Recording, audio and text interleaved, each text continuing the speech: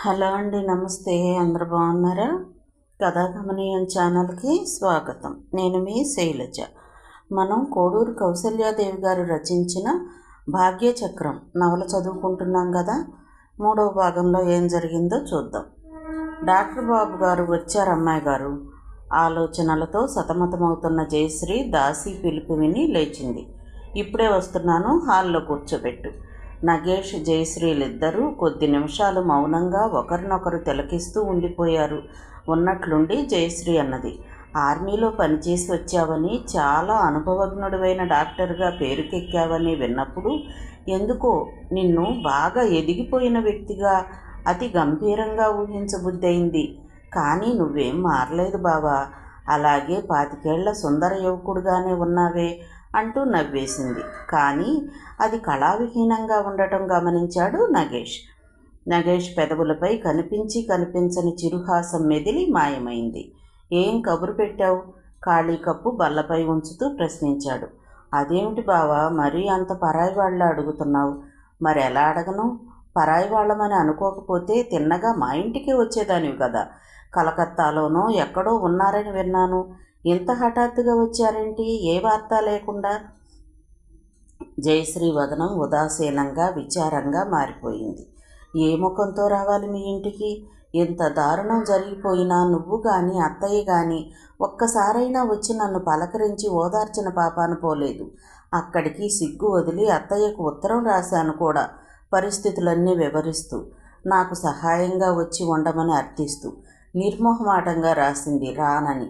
ఈ ఏడాది నుండి తిరగని నగరము, ఆసుపత్రి లేదనుకో. కానీ ఎక్కడా నాన్నకు మతి స్థిరం లభించలేదు. ఒక్కోసారి మరీ ఆవేశపడి నానా హంగామా చేసేస్తాడు. ఇక అటువంటి మనిషితో వచ్చి మీ ఇంట్లో ఉండడం ఎలాగా? అదిగాక ఇంత జరిగాక ఏడాదికి మనం తిరిగి ఈనాడేగా కలుసుకున్నది, నిట్టూర్చాడు నగేష్. ఇటువంటి అభిమానాలు, అభ్యంతరాలు పెట్టుకోకు జయ. అమ్మ సంగతి నీకు తెలియనిదేమున్నది? ఈ దేశంలో చాలామంది స్త్రీలకు భర్తతో గడిపిన జీవితమే గణనీయం. అతనితో నివసించిన గృహమే దేవాలయం, ఆ స్థలమే కైలాసం. అమ్మ అక్షరాల భారతనారి. ఆమె ఇక జీవితకాలంలో ఆ గడప దాటదనే నా నమ్మకం. ఇక నా సంగతి అంటావా? నా బాధలలో, గొడవల్లో నేనున్నాను. నెల క్రితమే నేను ఇక్కడికి వచ్చే వరకు నాకు ఈ సంగతే తెలియదు. అసలు మీ విషయాలు వివరంగా తెలియవు. నీకు బాధలా బావా? జయశ్రీ ఆశ్చర్యంగా అడిగింది. పేలవ దరహాసంతో జవాబిచ్చాడు నగేష్. పోనీ ఏం లేదులే, ఇక ఇలా కష్టాలు మననం చేసుకుంటే అయినట్లే. అసలు నన్ను చూడడంతోనే నువ్వెంత బాధపడి అధైర్యం ప్రదర్శిస్తావో, ఎలా ఊరడించాలో అని భయపడుతూ వచ్చాను. నువ్వు ధైర్యంగా ఉన్నావు, నాకంతే చాలు. కొద్దిసేపు నిశ్శబ్దం తర్వాత నగేష్ అడిగాడు, మామయ్య ఎక్కడా కనిపించరేం? ఉన్నారు మేడ మీద. అయితే అంతా వినే ఉంటావు. ఆయనకు ఇక కడసారిగా నీ వైద్యం చేయించాలని ఇక్కడికి తీసుకొచ్చాను. విషయమంతా నీకు తెలుసు కదా. తల అడ్డుగా ఊపాడు నగేష్. ఊహో, తెలియదు. ఏదో విషయం కర్ణాకర్ణీగా విన్నానే తప్ప వివరంగా తెలియదు. ఎవరు ఎంతటి ఆత్మీయులు చెప్పినా సరే మూడో వారి విషయాలు వినను. ఎవరి విషయం వారి ముఖతః వినాలనే నా సిద్ధాంతం. చెప్పిన మాటలలో విమర్శ, దూషణలు, చెలవలు పలవలు తప్పనిసరిగా చేరతాయని నా ఉద్దేశం. నగేష్ ముఖంలోకి చూస్తూ ప్రశ్నించింది జయశ్రీ. నాన్న కేసు తీసుకుంటావా నువ్వు? ప్రశాంత పరిస్థితులలో, వాతావరణంలో తెలివైన మనస్తత్వ శాస్త్రజ్ఞుడైన వైద్యుడు బాగుచేయగల అవకాశం ఉన్నదనే నిర్ణయానికి వచ్చారు కడకు చాలామంది డాక్టర్లు. ఎవరి దగ్గరకు వెళదామా అని మదనపడ్డాను. ఇప్పటికీ మదన పడుతూనే ఉన్నాను. సరే, నువ్వు ఆ మనస్తత్వ శాస్త్రం చదివిన వాడివే కదా. మెంటల్ డిసీజెస్ను సైకాలజికల్గా ట్రీట్ చేసి క్యూర్ చేయడంలో ట్రైనింగ్ అయ్యావు కదా. అందుకే నీ దగ్గరకు తీసుకొచ్చాను. నీకున్న అభిమానానికి సంతోషమే. కానీ ఏమో, నా వల్ల అయ్యేదో కాదో. ముందు నేను ఆయన్ను చూడాలి. అయితే చూసే ముందు తప్పనిసరిగా కొన్ని విషయాలు వినాలి నువ్వు. తప్పకుండా, అది చాలా అవసరం కూడా. నీకు అభ్యంతరం లేనంత వరకు వీలైనంత వివరంగా చెప్పు, వింటాను. ఆ రోజు మేమందరం తిరిగి వచ్చేస్తున్నాం. అంటే చిన్నన్నయ్య పెళ్ళి చెడిపోయిన రోజున నువ్వు అక్కడే ఉన్నావుగా, అంతా చూసావుగా. ఆ పెళ్ళి జరిగినా బాగుండేదేమో, ఈ యాక్సిడెంట్ జరగకపోను. అయితే ఆ పెళ్లి చెడగొట్టుకుని పోతున్నప్పుడే యాక్సిడెంట్ జరిగిందా? అవును. ఆ పిశాచిది ఎక్కడ దాపురించిందో మా ప్రాణానికి. అసలు ఈ పెళ్లి ప్రస్తావన జరగకున్నా మా కుటుంబం ఎప్పట్లా సుఖంగా ఉండేదేమో. నగేష్ మాట్లాడలేదు. ఇంకా పైన ఆమె చెప్పే విషయాల కోసం ఎదురు చూస్తున్నాడు. నేను, అమ్మ, నాన్నగారు ఒక కారులోనూ, అన్నయ్యలు, వదినలు ఒక కారులోనూ వెళుతున్నాం. ఇంకా ఎదర చుట్టాలు, స్నేహితులు ఉన్న బస్సులు, కార్లు వెళుతున్నాయి. వరుసగా సాగిపోతున్న కార్లలో హఠాత్తుగా డ్రైవర్కి ఏం దుర్బుద్ధి పుట్టిందో స్పీడుగా ఎదరవాటిని దాటిపోవాలన్న ప్రయత్నంలో వరుసలోంచి ఏవలికి వచ్చి ఎదరవాటన్నిటినీ దాటుకుని పోసాగాడు. వాడిని చూసి మా కారును నడుపుతున్నవాడు కూడా కోతిలా వరుస నుంచి తప్పించేసి ఆ కారు వెంటపడ్డాడు. ఈ పోటీ బాగా జరిగినంతసేపు చూపర్లకు వినోదం బాగానే ఉంది. కానీ కర్మ కాలిపోయింది. అంతలో ఈ వేగంలో ఎదురుగుండా వస్తున్న లారీని తప్పుకోలేక గుద్దేసింది ఎదర కారు. దానిని ఆ వెనుకనే పోతున్న మా కారు ఢీకొట్టేసి గాలిలోకి ఎగిరి తల్లకిందులైంది. ఒక్కసారిగా హాహాకారాలు, కీచుమని కారులు, బస్సులు అన్నీ సడన్ బ్రేకులు వేసిన చప్పుళ్ళు. అంతే, కళ్ళు చీకట్లు కమ్మాయి నాకు. గత దృశ్యాలు, సంఘటనలు కనుల ముందు మెదలటంతో కంఠం గద్గదికమై కనులలో నీరు తిరిగింది జయశ్రీకి. వింటున్న శ్రీనగేష్ మనసు చెదిరిపోయింది. ఎంత దారుణం జరిగింది అన్నాడు బాధగా. తనను తాను సంభాళించుకుని తిరిగి చెప్పనారంభించింది జయశ్రీ. మర్నాడు సాయంత్రం హాస్పిటల్లో కళ్ళు తెరిచేసరికి అతి నీరసంగా శరీరమంతా పట్టు తప్పిపోయి ఉన్నాను. మరో బెడ్ మీద నాన్నగారు తలకు పెద్ద కట్టుతో స్పృహ లేకుండా పడి ఉన్నారు. అమ్మ, అన్నయ్యలు మరో గదిలో ఉన్నారని చెప్పింది నర్సు.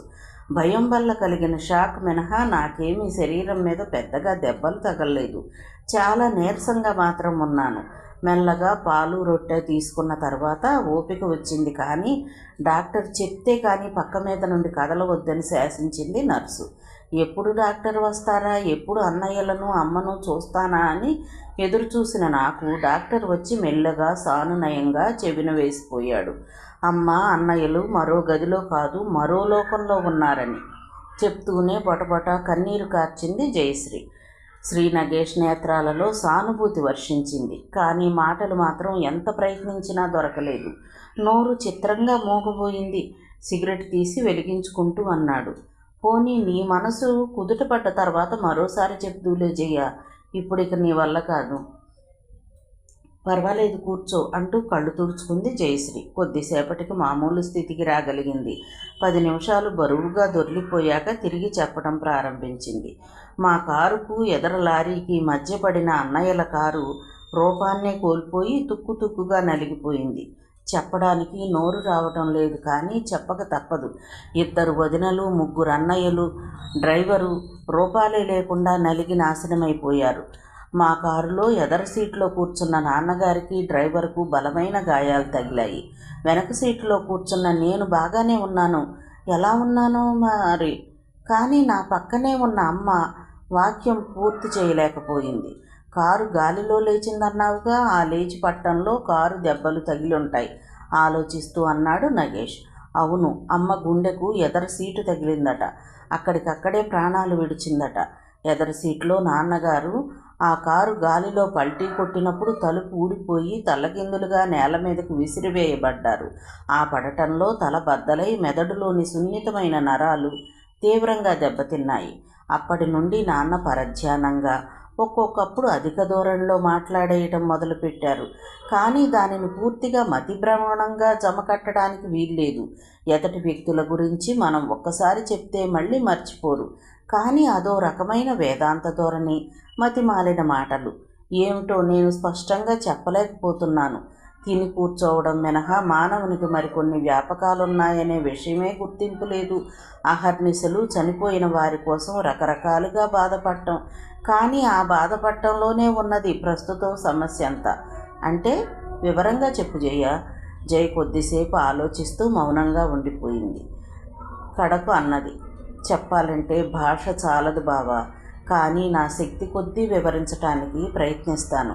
తన పరిధి దాటిపోతే పాడైపోతారని, తన కనుమరుగైనా ఆ ఎడబాటు భరించలేనని విదేశాలు వెళ్తే వికటించిపోతారని, విమానం ఎక్కితేనే కూలిపోయి చనిపోతారని భయంతో తన కళ్ళెదుటే అట్టిపెట్టుకుని అపురూపంగా పెంచుకుంటున్న 3 కొడుకులు ఒకేసారి తన కళ్ళెదుటే నిష్కారణంగా మరణం పాలవ్వటం చూసిన ఆ పితృహృదయం ఆ దెబ్బకు తట్టుకోలేకపోయింది.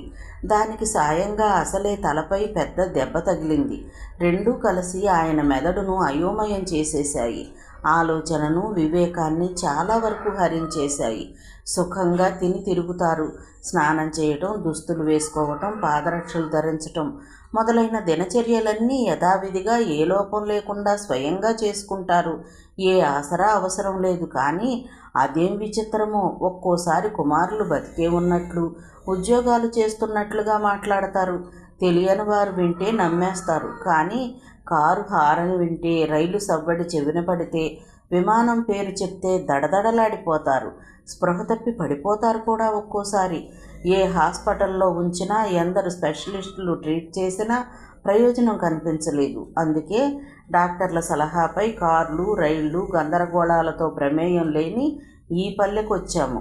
ఈ ప్రశాంత వాతావరణంలోనైనా ఆయనకు స్వస్థత కలుగుతుందని ఆశ. వింటున్న నగేష్ చటుక్కున తలెత్తి భావయుక్తంగా పరిశీలనగా చూశాడు జయశ్రీ వదనంలోకి. అర్థం కాని జయశ్రీ కొద్ది విస్మయంతో ప్రశ్నించింది. ఏమిటి బావా? నిట్టూర్చాడు నగేష్. ఏమీ లేదు. విధి లీలకు విస్మయం కలుగుతుంది. మానవులం ఒక గమ్యాన్ని ఆశిస్తే విధి మరో ధ్యేయాల్ని చూపుతుంది. అర్ధరహిత శృంఖలాలతో జీవితాన్ని అడుగడుగునా బంధనామయం కావిస్తుంది. కోరిన కోరికను దూరం చేసి వేదనను ప్రసాదిస్తుంది.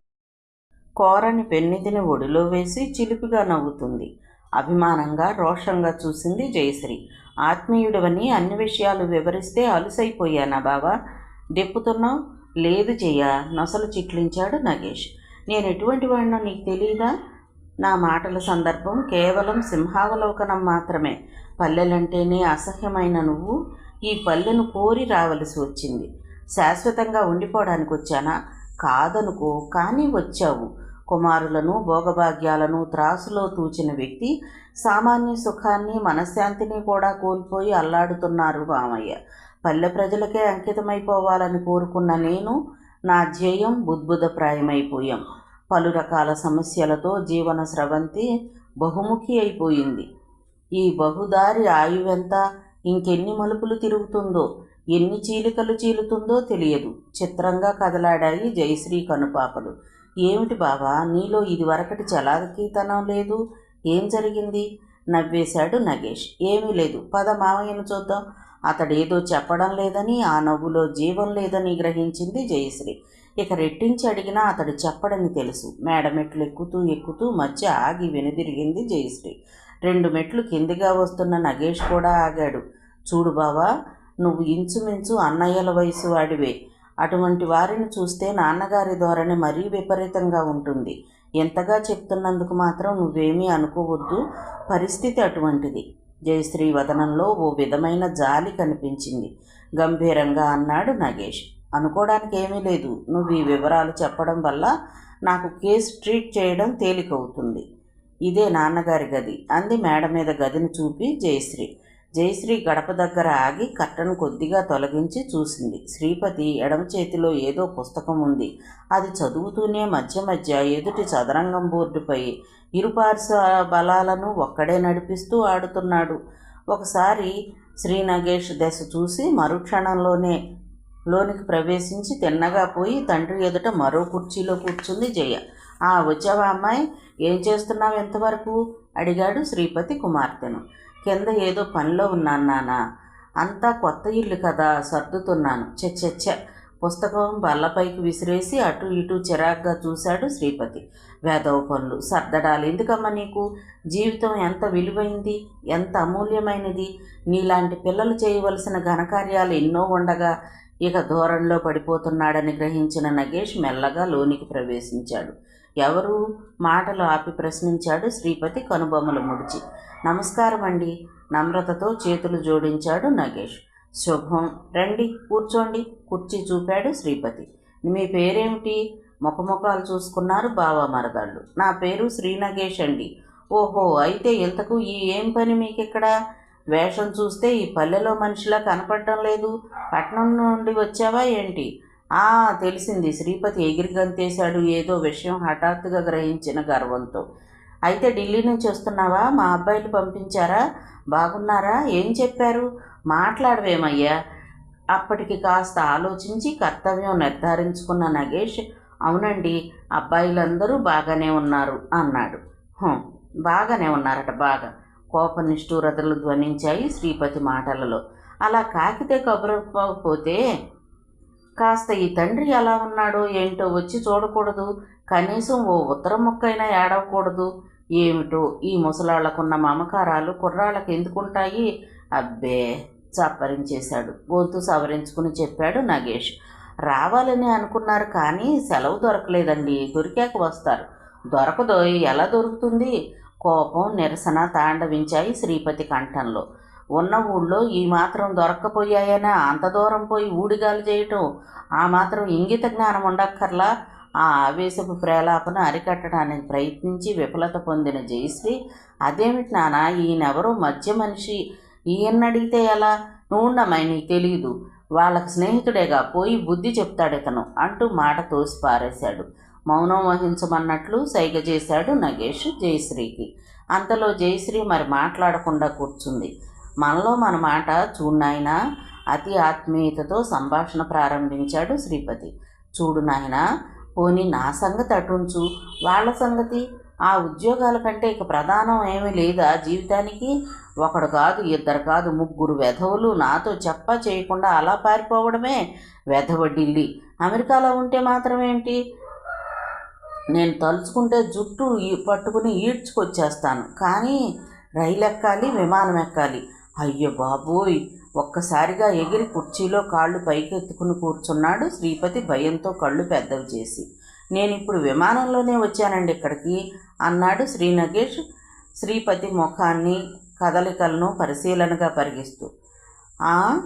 అయితే విమానం ఎక్కి కూడా బతికి బాగున్నావన్నమాట కనుబొమ్మలు చిట్లించాడు శ్రీపతి. మళ్ళీ ఈ కొత్త ప్రస్తావనలో పాత భయం తగ్గి ప్రేలాపన ప్రారంభమైంది. మీ యువకులున్నారే, ఒట్టి మూర్ఖులు. మీకు చావంటే భయం లేదు, చచ్చినా కీర్తి ఉండాలంటారు. వెధవ అద్వైత సిద్ధాంతం. అసలు తోచినట్టు చేసేయడమే కానీ మీకు ఆలోచించేంత తెలివిలు ఎక్కడ ఇడిసాయి? కాకుంటే ఇన్ని వాహనాలుండగా విమానమే కావాల్సి వచ్చిందటో నీకు ప్రయాణం చేయటానికి? ఆకాశంలో ఎగిరేవాడి యావరేజ్ లైఫ్ 5 నిమిషాలు. ఏ నిమిషాన్నైనా నేల కూలి మరుక్షణంలో మరణిస్తావు, జాగ్రత్త. జయశ్రీ విసుగ్గా లేచిపోయి కిటికీ దగ్గర నిలబడి బయటకు చూడసాగింది. ఈసారి మరో విధంగా మళ్ళింప చూశాడు డాక్టర్ శ్రీపతి ధోరణిని. చూడండి రావు గారు, మీ ఆరోగ్యం ఎలా ఉంది?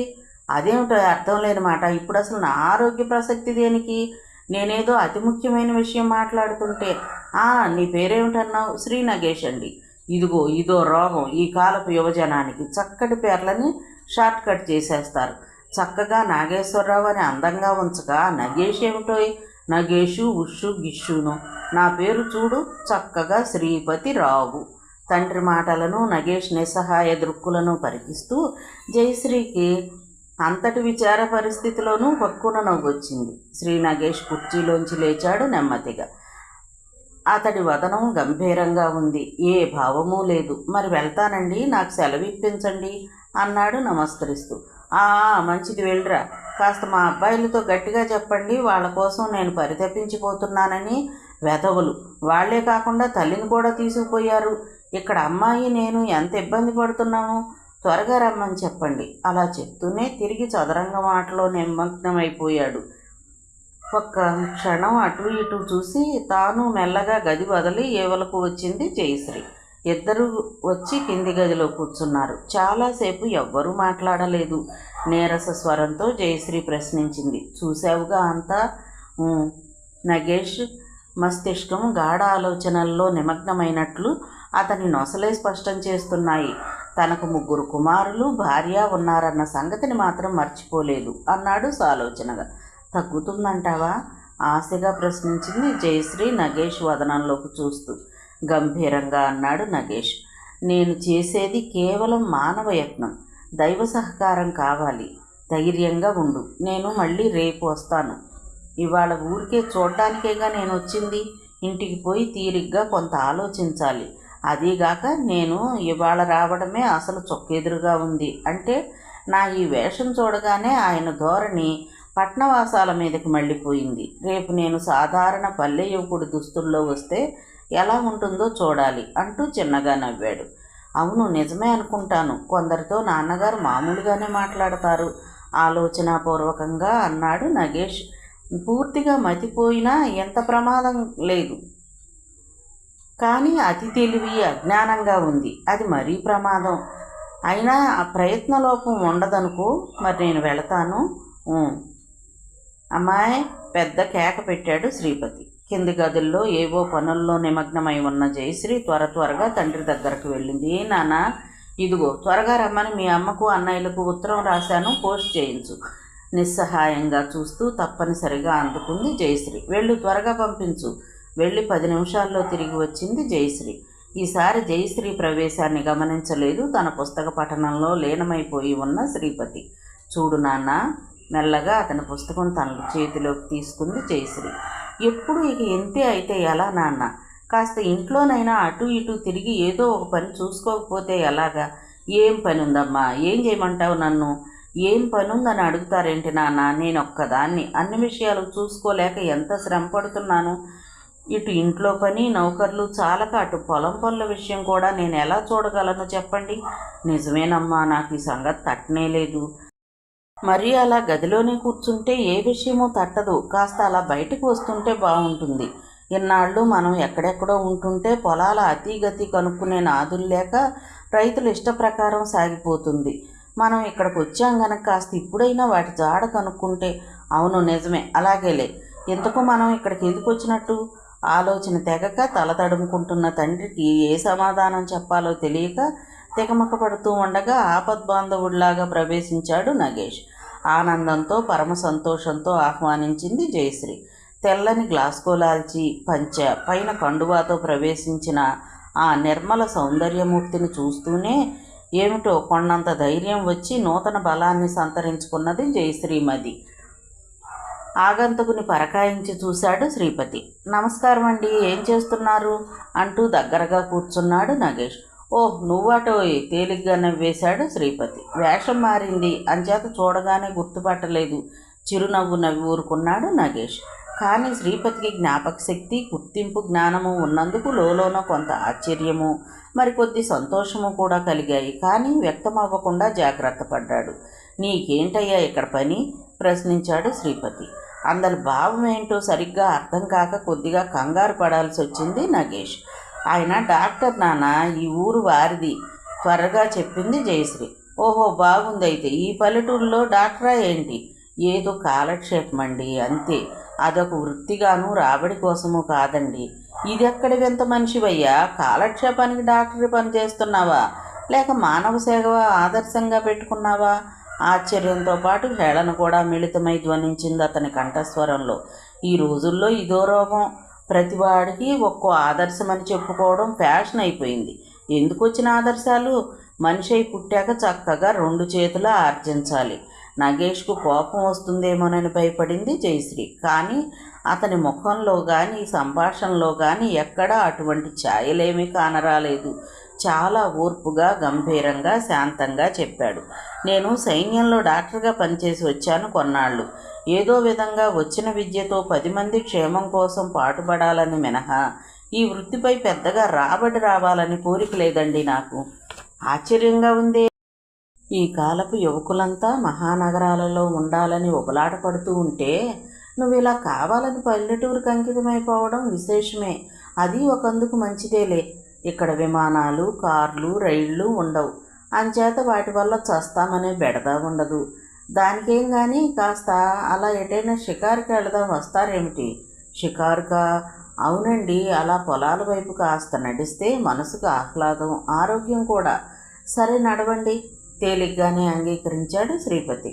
అయితే దుస్తులు మార్చుకు వెళ్ళరండి నాన్న అంది జయశ్రీ తండ్రిని ఉద్దేశించి. ఇప్పుడే వచ్చేస్తాను. మరో గదిలోకి పోయాడు శ్రీపతి. తండ్రి నిష్క్రమించాక జయశ్రీ నగేష్ వైపు తిరిగింది. నీ ఊహ నిజమైందే బావా. నిజంగా చాలా చాలా ప్రవీణుడవని ప్రత్యక్షంగా నిరూపించావు ఈరోజు.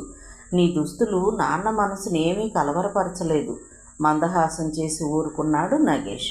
ఇవాళ ఏం నిర్ణయానికి వచ్చావు? తగ్గుతుందా బావా? తప్పక, స్థిరచిత్తంతో అన్నాడు నగేష్. త్వరలోనే తగ్గించగలనని భావిస్తున్నాను. ఆయనకు మతి కొద్దిగా భ్రమించిన మాట వాస్తవమే, కానీ విపరీతంగానూ భయంకరంగానూ ఇంకా పరిణమించలేదు మతి భ్రమణం. విశాఖపట్నం, మద్రాసు, కలకత్తాలలో ఇదివరలో మామయ్యను ట్రీట్ చేసిన స్పెషలిస్టులకు కూడా రాత్రే ఉత్తరాలు రాశాను ఈయన కేసు గురించిన వివరాలిమ్మని. ఓ వారంలో రావచ్చు జవాబులు. చాలా శ్రమ పడుతున్నావు బావా.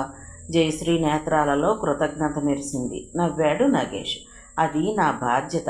ఆయన నీకు తండ్రి, నాకు మేనమామ. మీదు మిక్కిలి ఇది నా వృత్తి.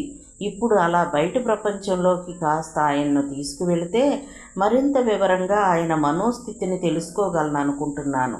ఆ విషయం తర్వాత తీరిగ్గా మాట్లాడతా. పోనీ నన్ను రమ్మంటావా బావా? మాటిమాటికి రావడం నీకు శ్రమేమో. అది నువ్వు నాతో అనవలసిన మాటేనా జయ? ఈయన కేసు నేను తీసుకున్నాక ఏ విధమైన శ్రమనైనా భరించాలి కదా.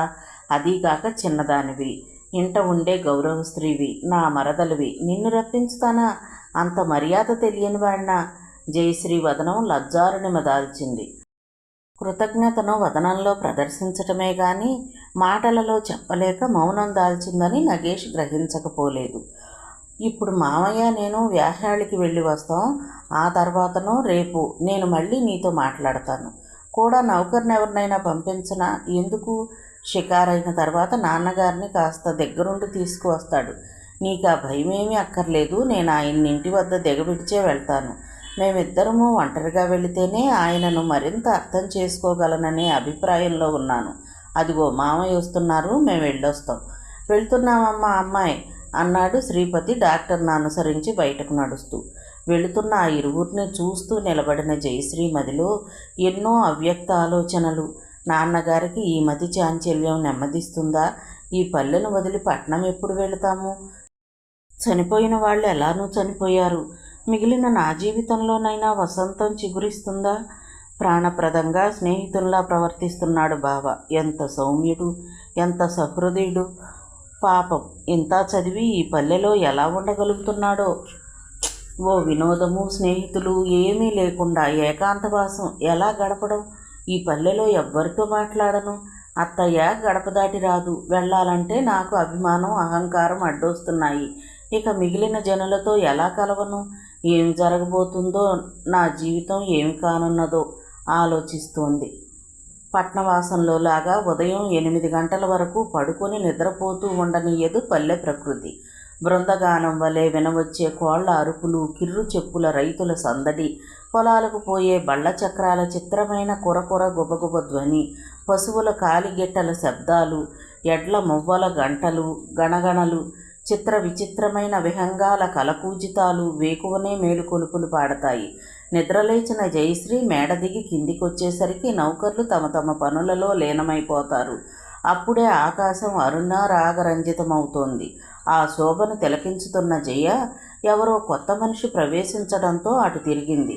ఇప్పుడే నిద్రలేచావేంటమ్మా అంటూ పలకరించింది ఆ కొత్త ఆమె. అవునండి అంది జయ ఎవరో తెలియని సంశయాత్మక దృక్కులతో. ఏం లేదు, కొత్తగా వచ్చారు కదా చూద్దామని. ఈ పక్కలోగిలి మాది. ఈ మేడ, మీ కుటుంబం, వాటి వైభవం ఏమని వర్ణించను? మీ తాతగారి కాలంలో మళ్ళీ ఆ శ్రీదేవి ఆమె కొడుకు ఆ వైభవాన్ని, దాతృత్వాన్ని నిలబెడుతున్నారులేమ్మా. మనుషులంటే అలా ఉండాలి. ఓ, ఈ పల్లెలో, ఈ చుట్టుపక్కల ఎక్కడ చూసినా నగేష్ బాబు దేవుడన్న ప్రశంసే కాదు తల్లి. అలాగే మౌనంగా చూడసాగింది జయశ్రీ. మీరిక్కడికి వచ్చారంటే సంతోషమే, కానీ పాపం కుటుంబం చాలా నాశనమైపోయిందంటే విని కంట తడి పెట్టని వాళ్ళు లేరమ్మా. మీ కుటుంబానికి రావలసిన కష్టం కాదిది. ముక్కు చెందింది ఆ మొత్తైదువ. ఒక దీర్ఘ నిట్టూర్పు మాత్రం వెలువడింది జయశ్రీ అంతరంగం నుండి. ఇదిగో మా మనుమరాలు నిన్ను చూస్తానంటే తీసుకొచ్చానమ్మా. ఇలా కాలువకు నీళ్లకు పోతూ అంటూ చేతిలో ఉన్న పెద్ద బిందెను లక్క పెడతలాగా గిర్రును తిప్పింది. కాస్త పల్లెటూరు వాళ్ళం మరి, పట్నవాసపు దానివి, మాతో మాట్లాడతావో లేదోనని భయపడుతోంది అంటుండగానే ఆమె చాటు నుండి ఓ 16-18 ఏళ్ల అమ్మాయి ముందుకు వచ్చింది జయశ్రీని వింతగా చూస్తూ. జయశ్రీకి ప్రాణం లేచొచ్చినట్లయింది. వెంటనే ఆనందంగా అంది, ఎవ్వరూ మాట్లాడేవారు లేక నాకు చాలా బాధగా ఉంది, తప్పక వస్తూ ఉండండి అంటూ వారికి చేరువుగా వెళ్ళింది. మా తల్లి, చదువుకున్న దానివి కదా, ఎంత చక్కగా మాట్లాడుతున్నావు, అసలు మాట్లాడవేమో అనుకున్నాను, వెళ్తా మరి అంటూ దారి తీసింది. మధ్యాహ్నం వస్తానండి పరమ సంతోషంతో అంటూ మా అమ్మను అనుసరించింది మనవరాలు. అన్నట్లే సుబ్బులు వచ్చింది. మధ్యాహ్నం మరో 4 స్నేహితురాళ్లను వెంటబెట్టుకుని సాదరంగా ఆహ్వానించింది జయశ్రీ. పల్లె వాళ్ళని పేరే కానీ పట్నవాసపు వాళ్లను తలదన్నేలా ఉన్నారు అనిపించింది లోలోన. వారిలో ఒక ఆమె వివాహిత, భర్త ఇంకా చదువుకుంటున్నాడట. మిగతా 3 17-18 ఏళ్ల కన్యలే. మొదట కొత్త వల్ల ఎవ్వరికీ నోళ్లు మెదల్లేదు. మెల్లగా ప్రారంభమైన సంభాషణలు అనేక విషయాల మీదకు మళ్ళాయి. ఎంతో సరదాగా ఆ గంటకాలము అన్ని బాధలు మరిచిపోయింది జయ. ప్రతిరోజు ఈ సమయంలో వస్తూ ఉండండి, వచ్చిన కుట్లు అవి నేర్పుతాను అన్నది జయశ్రీ వారిని సాగనంపుతూ. నేర్పుతారండి నిజంగా? వాళ్ళ ముఖాలు వికసించాయి. కానీ అంతలోనే నీరు గారిపోయారు. మా అమ్మ నిద్రపోతుంది, నాన్న పొలం వెళ్ళాడు, అదును చూసుకుని ఇలా వచ్చేశాను, కానీ రోజు ఇలా రానివ్వరండి అందమ్మాయి. ఏ? జయశ్రీ ఆశ్చర్యంగా ప్రశ్నించింది.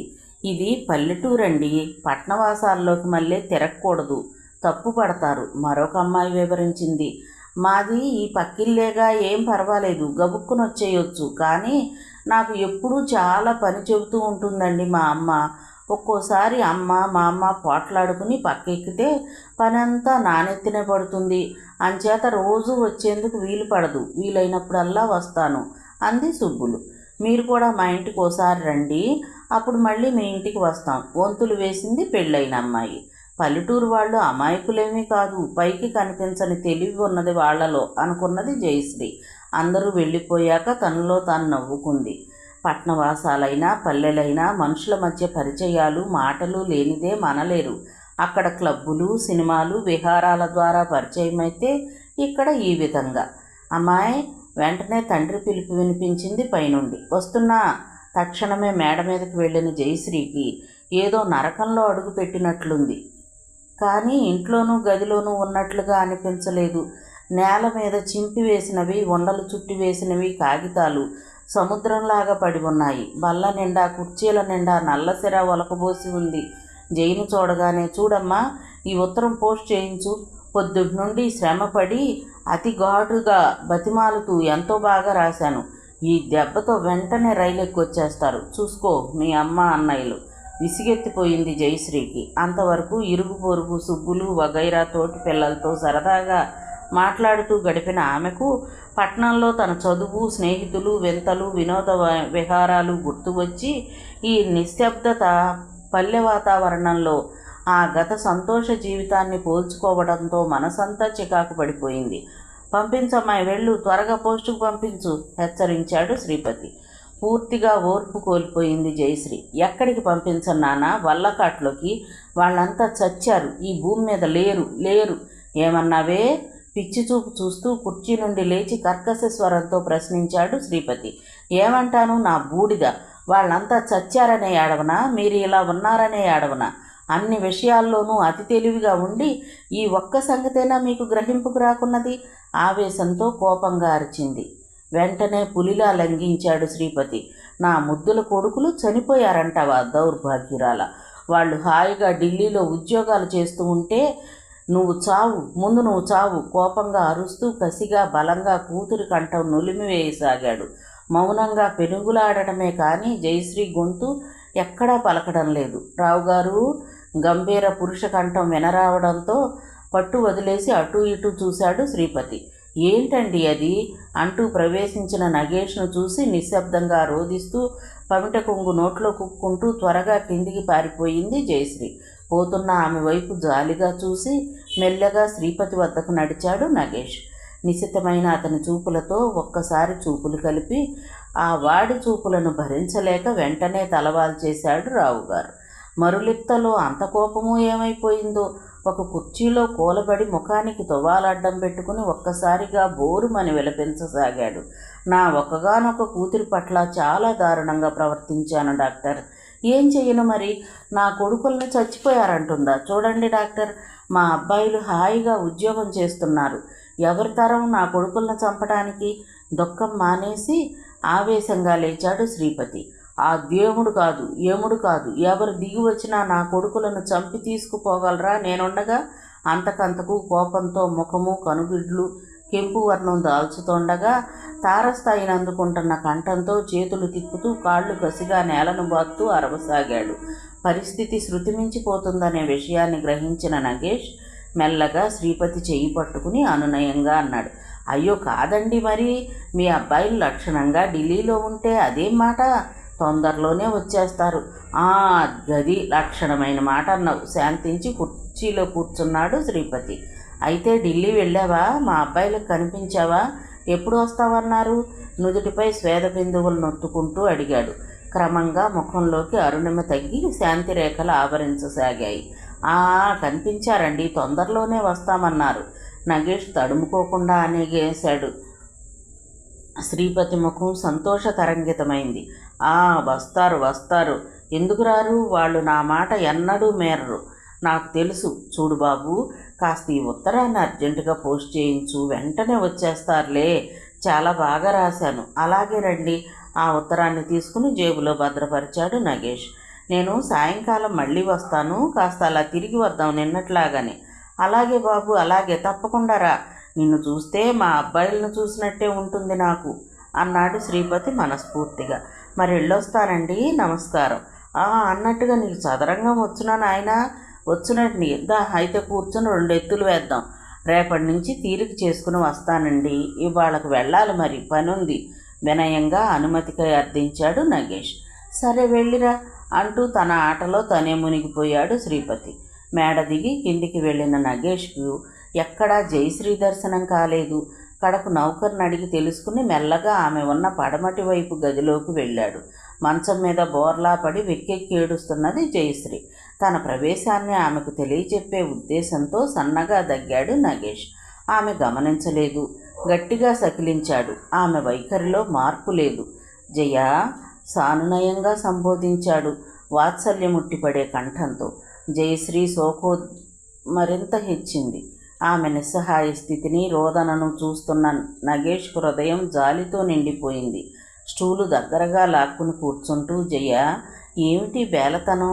ఏది ఇటు చూడు అంటూ ఆమె భుజం పట్టి ఇటు తిప్పాడు. ఇలా బాధపడితే ప్రయోజనం ఏముంది చెప్పు? అసలు ఏం జరిగింది? కళ్ళు తుడుచుకుంటూ లేచి కూర్చుంది. తల దుస్తులు సవరించుకుంది జయశ్రీ. కానీ ఆ నేత్రాల నుండి జాలువారుతున్న జలపాతాలు కట్టుబడలేదు. మాట్లాడటానికి ప్రయత్నించి శోకంతో కంఠం పూడిపోవటం వల్ల విఫలురాలైంది. ఇలాగైతే వైద్యం ఎలా సాగుతుంది చెప్పు? మానేసి వెళ్ళిపోమ్మంటావా నన్ను? చిరుకోపం నటించాడు నగేష్.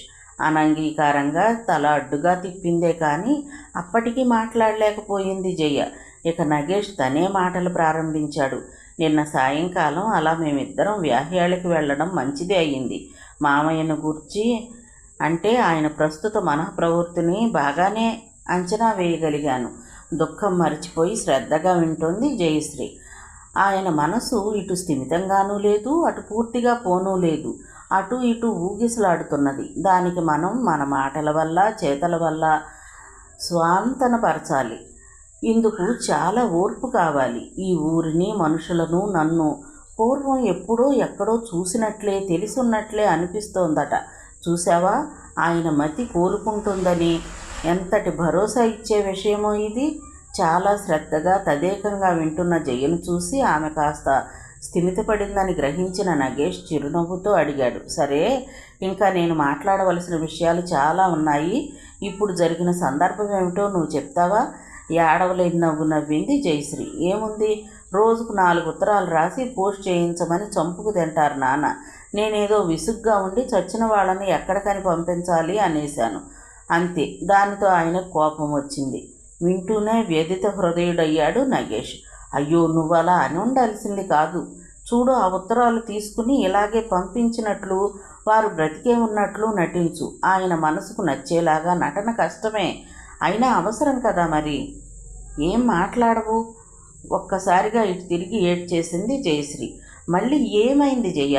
ఆమె వెక్కిళ్ళే సమాధానాలయ్యాయి. జయ జాలిగా అనునయంగా తల నిమిరాడు నగేష్. అలా మనస్థైర్యం కోల్పోరాదు. నీ పరిస్థితి నాకు అర్థమవుతుంది. చాలా కష్టమే. కానీ చూడు, నువ్వు నన్ను కేవలం డాక్టర్గానే చూడటం చాలా దురదృష్టం. నేను కష్టసుఖాలు తెలిసిన మనిషిని కూడా. బంధుత్వం అటుంచు, పోని ఒక ఆత్మీయుడిగానైనా మిత్రునిగానైనా భావించి నీ మనసులోని బాధంతా నాకు చెప్పి భారం వదిలించుకో. కానీ మీ నాన్నగారు ఎదుట మాత్రం నేను చెప్పినట్లు చేయాలి. లేకపోతే నేను ఈ వైద్యం కొనసాగించడంలో అర్థము ప్రయోజనము కనిపించదు. ఏమో బాబా, ఏంటో ఈ జీవితానికి అర్థం తెలియడం లేదు. మనుషులు పోయారు, సుఖ సంతోషాలు ఎగిరిపోయాయి, చదువు ఆగిపోయింది. ఈ పిచ్చి మనిషి నేను మిగిలాం. ఈ భయంకర నిశ్శబ్దంలో ఇలా కాలం గడపడం నాకెంత బాధగా ఉందో నీకు తెలియదు. అర్థమైంది కనుకనే ఇలా నీ దగ్గరగా కూర్చుని ఓదార్చగలుగుతున్నాను. నీకింకా చిన్నతనం జయ, నీకు తెలియదు. ప్రతి జీవితంలోనూ ఏవో కష్టనిష్ఠూరాలుంటాయి. ఏ మానవ ప్రాణికి పరిపూర్ణ సౌఖ్యం లేదు. అసలు ఏదో ఒక బాధను దుఃఖాన్ని అనుభవించటానికే ఈ ప్రపంచంలో జన్మించటమని నేను అనుకుంటూ ఉంటాను. ఏడ్పు మాని అవనత వదనయ్యి నిశ్శబ్దంగా వినసాగింది జయశ్రీ. నాకు తెలిసిన ఎన్నో కష్టాలను దుఃఖాలను పోల్చి చూస్తే నీ బాధ అత్యల్పం జయ. అలాగే సర్దుకుపోవాలి కానీ అసంతృప్తితో దిగులు పడితే ప్రయోజనం లేదు. కొద్దిసేపు ఎవరూ మాట్లాడలేదు.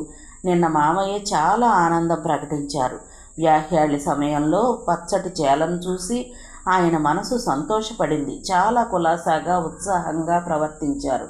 కానీ నేను గమనించినదేమిటంటే పొలాల సేద్యము, వర్తక వ్యాపారాలు, రాజకీయాలు వంటి పెద్ద విషయాలలో ఆయన మెదడు శ్రమపడి ఆలోచించలేకపోతున్నది. ఓహో, చూడు, నువ్వు కొన్ని పనులు చేయాలి. ఏమంటే ఆయనతో ఎప్పుడూ నవ్వుతూ సరదాగా మాట్లాడాలి. విసుగు కనిపించనివ్వకూడదు. ఆ మాట్లాడే విషయాలు పెద్ద సమస్యలను ఆలోచనను రేకెత్తించేవిగా కాక తేలిగ్గా హాయిగా ఉండాలి. తేలిగ్గా చదివి హాయిగా నవ్వుకోగల కొన్ని నవలలు తెచ్చాను నేను.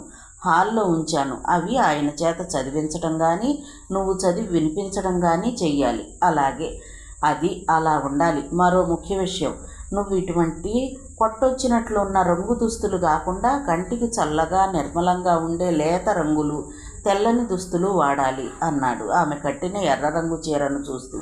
ఆ మాట వింటూనే సిగ్గుపడి జయశ్రీ కనురెప్పలు వాల్చి కనుకొలకల్లోని సిగ్గు దొంతరలనైతే కప్పిపుచ్చగలిగింది. కానీ చెక్కిళ్లపైన మధుర లజ్జారున కాంతులను దాచలేకపోయింది. అది గమనించనట్లుగా నగేష్ మరో సంభాషణలోకి దిగిపోయాడు. అమ్మకు చెప్పి చూశాను ఓసారి వచ్చి మామయ్యను చూడమని, కానీ వినలేదు. సాధారణంగా ఆమె నియమాలను ఎవ్వరూ మార్చలేరు. కానీ నువ్వు అనవసరంగా పట్టుదలతో కూర్చోకు.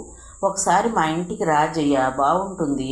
నీకు అమ్మతో మాట్లాడడం వల్ల కాస్త మనసు తేలికవుతుంది.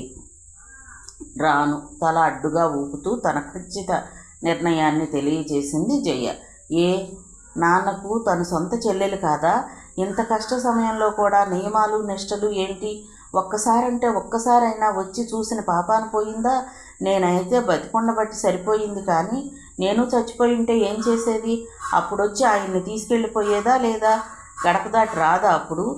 ఇదే నా నియమం అంటూ ఆయన కర్మానికి వదిలేసి ఉండేదా? నిస్సహాయంగా చూశాడు నగేష్. సరే, నీ ఇష్టం, నీది మరీ ఆవేశ ధోరణి అంటూ వెళ్ళిపోయాడు. అతడు వెళ్ళిపోయిన తర్వాత అతని మాటలను తలుచుకుంటూ కొద్దిసేపు ఆలోచించకుండా ఉండలేకపోయింది జయశ్రీ.